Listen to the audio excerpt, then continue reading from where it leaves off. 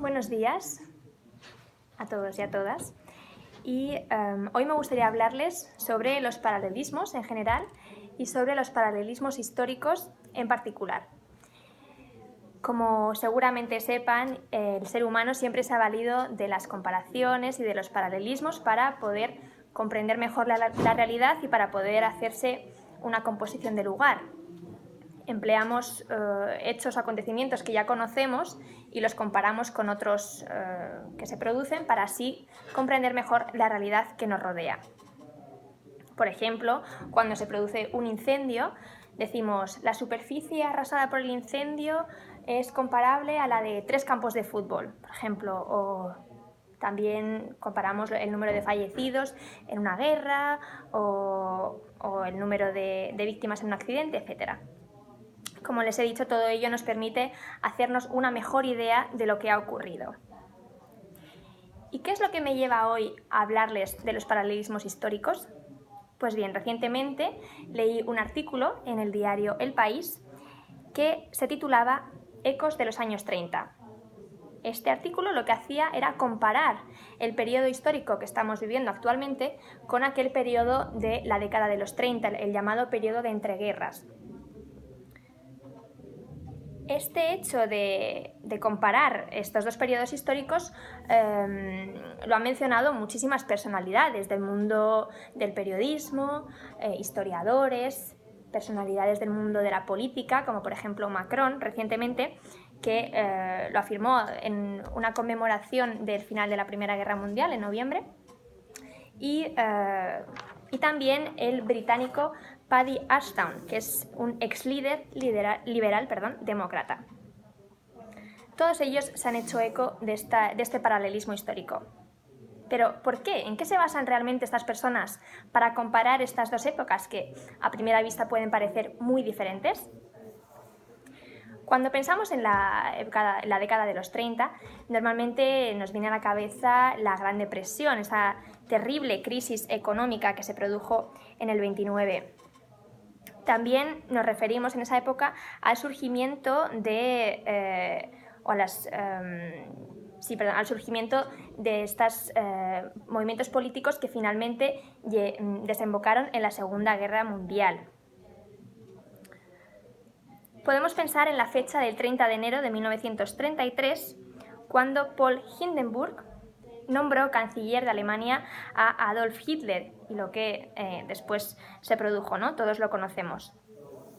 Hay distintos autores que hablan de situaciones parecidas. Por ejemplo, en Estados Unidos, en 1920, se puso en práctica una política aislacionista, una política por ejemplo, que se vio patente en el rechazo del Senado estadounidense a formar parte de la Sociedad de Naciones, que es la precursora de la actual Organización de las Naciones Unidas.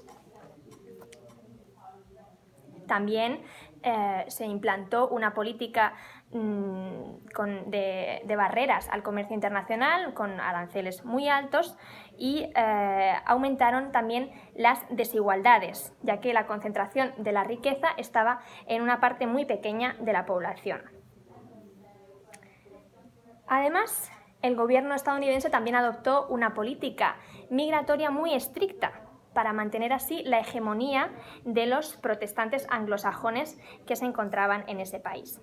Todos estos factores condujeron a que el país fuera incapaz de responder adecuadamente a la Gran Depresión, que ya he mencionado anteriormente, al auge del fascismo y a la crisis de los refugiados de la década de los 30. ¿Les suena de algo todo esto? Lamentablemente, hoy podemos ver un caso quizá similar con el presidente Trump, que está intentando retirar a su país, a Estados Unidos, de todas las estructuras que se han consolidado desde el final de la Segunda Guerra Mundial.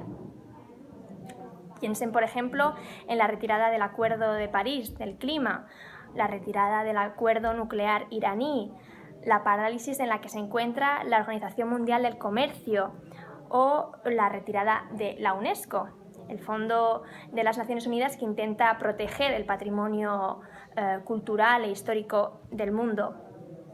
Incluso se ha llegado a cesar la financiación a a la UNRWA, no sé muy bien cómo se pronuncia, que es la agencia de la ONU para los refugiados palestinos.